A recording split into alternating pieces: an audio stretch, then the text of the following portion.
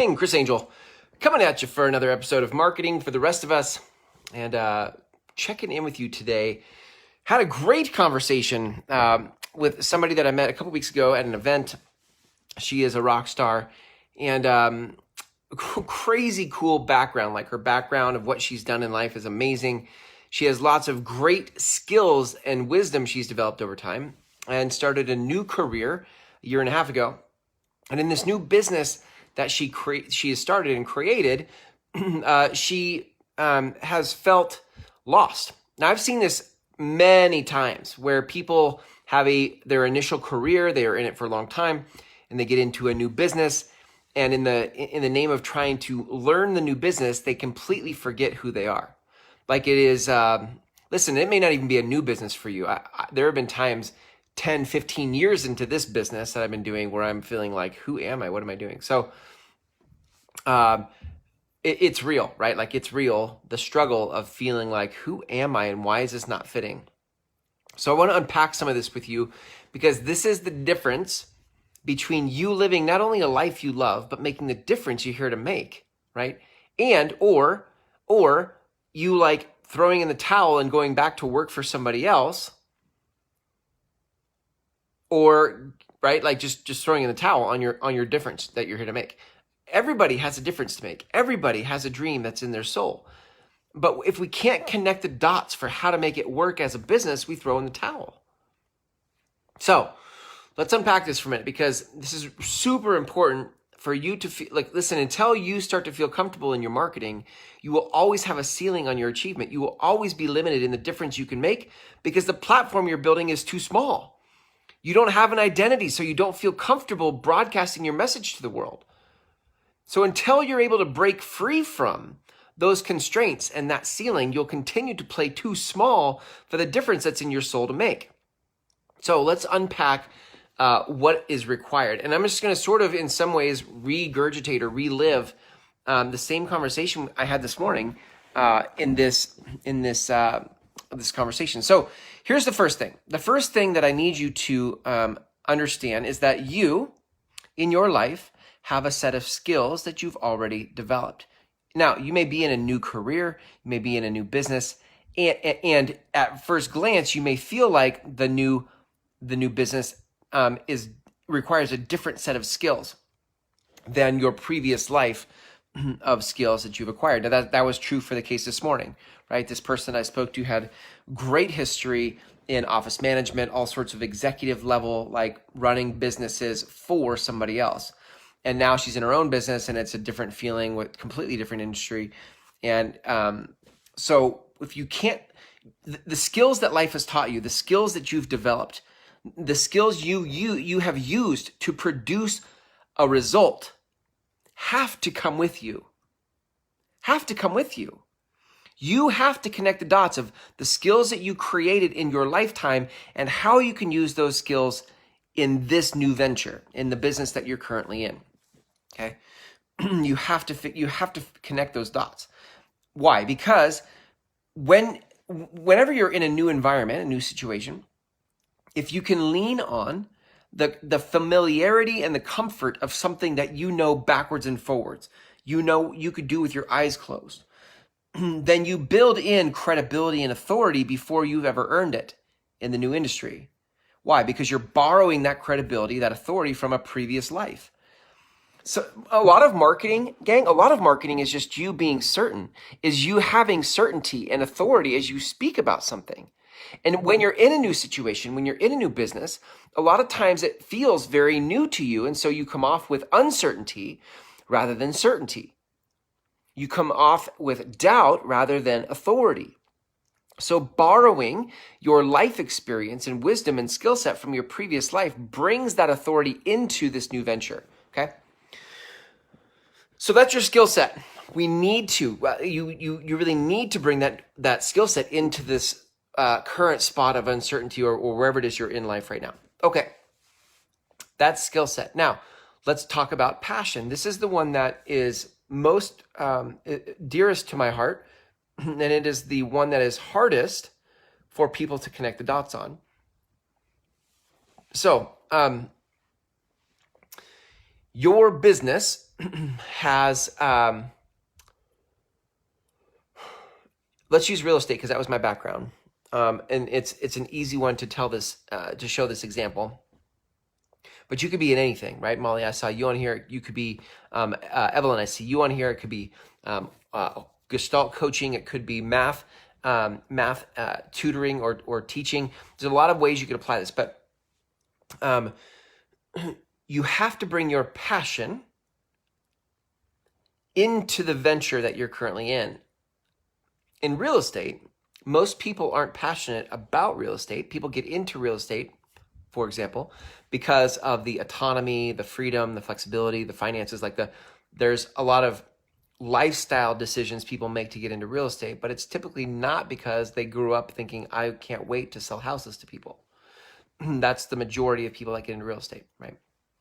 So what happens for a lot of real estate agents is they get in and they feel like they have to talk about real estate in their marketing.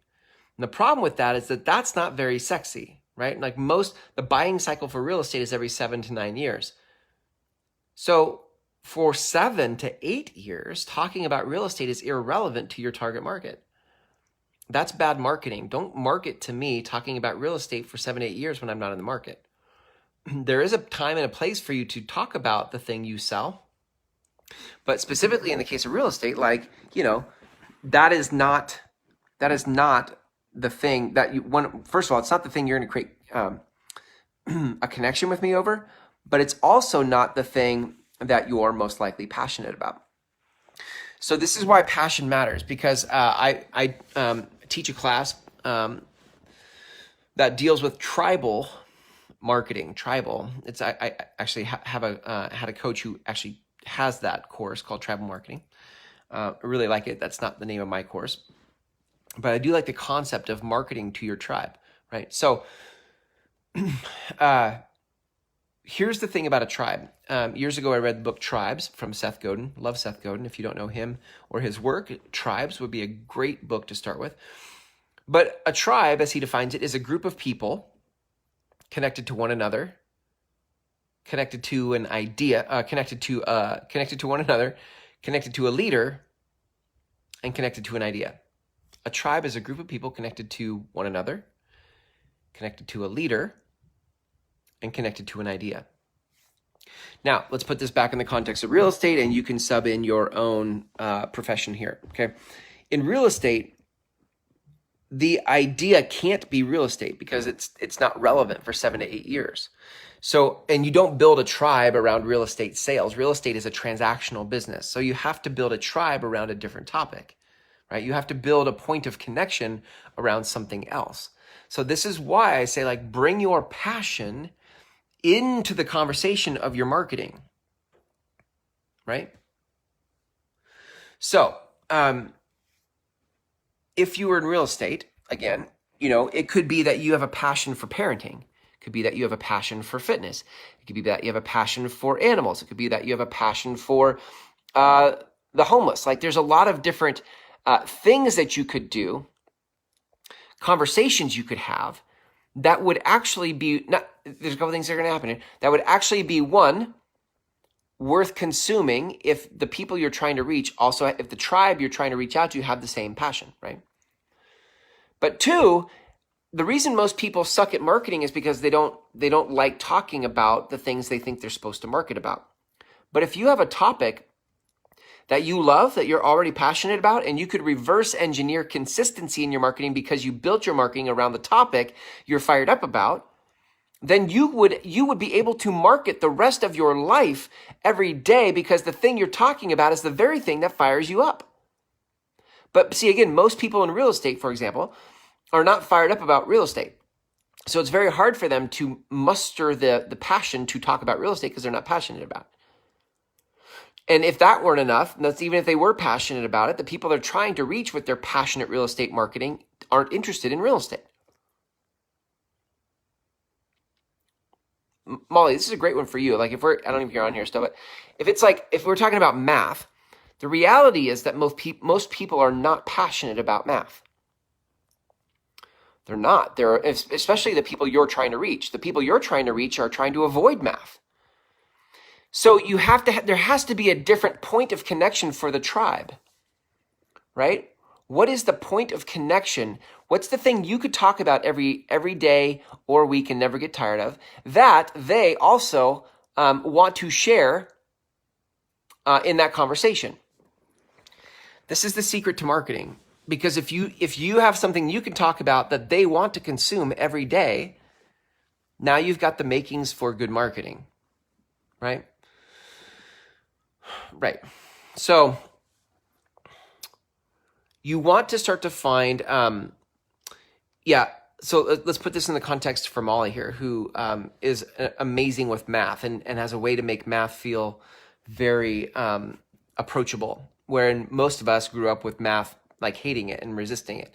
So one of the things that you might decide is I don't know if this is true for you, Molly, or not, but you could actually get fired up about personal development, like the whole world of personal development, how we overcome our fears, how we take chances in life, like all of that can be something that matters to you, that if you could talk about that every day of your life and never get tired of it, that would be a good thing for you. You're something you're passionate about.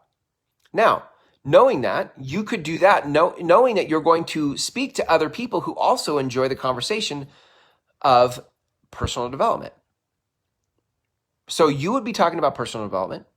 They're interested in personal development. You and your marketing get to talk about the different challenges you've overcome in your life using personal development or on your journey of personal development. And what you get to throw into the conversation in the background of it all is one of the places that we often resisted in our lives was math. Let's apply the principles of personal development now to math for a minute and see you can start to bring what it is that you sell into the conversation that other people are connected to, right? So you have to find a way, or maybe it's not even personal development. Maybe it's how do we raise up the next generation of thought leaders, right? In other words, our kids. And part of that is going to require that our kids don't shrink in the face of math, right? But they rise. Why? Because there's mindset, and personal development is about mindset. So let's talk about mindset. How are we teaching our kids mindset? Not just in math. How are we teaching them mindset in disciplines and routines and not binary thinking like right and wrong, black and white? How are we teaching them to think beyond what the box limits them to? Anyway, so you get the point, right? My point is that with passion, when you have a passion and you could talk about that every day or every week and never get tired of it, you now have the makings of something you could do the rest of your life in marketing. If you don't have that passion, then what's going to happen? Here's what's going to happen. You're going to go out into the marketplace on Facebook, on Instagram, LinkedIn, YouTube, wherever you want to market, and you're going to say stuff that you think you're supposed to say, but really have no passion for, and you're not going to sustain it. And the people that get in front of it are going to tell you're not passionate about it. So they're not going to come back.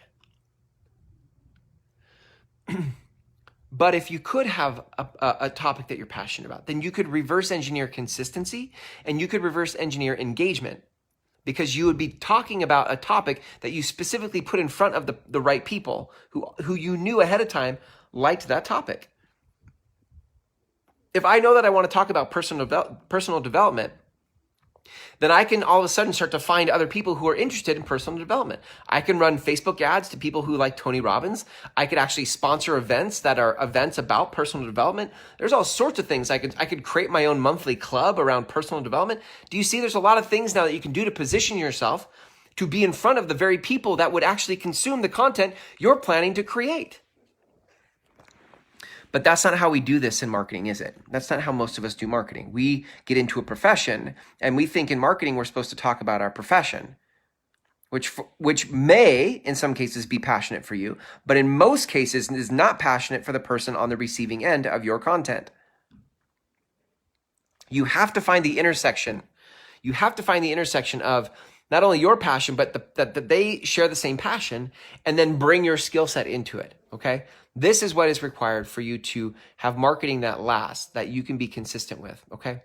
So that being said, I'm about to launch a 6-week program that teaches you this very thing. How do you actually go in to create marketing and content, not only in such a way that you love, but that you put it in front of the right people, and that you actually then create a container for how to consistently generate that kind of content in your marketing over time. Right? All of that. And if you're interested in that, you should private message me. And when you do private message me, when the landing pages are up, I will send you a link to learn more about what it is. But for now, just private message me, and I'm happy to share. I'm happy to circle back to you and share that link when it's ready here in the next couple of days. Okay? Thanks for hanging out with me for this episode of Marketing for the Rest of Us. Until tomorrow, have a great day.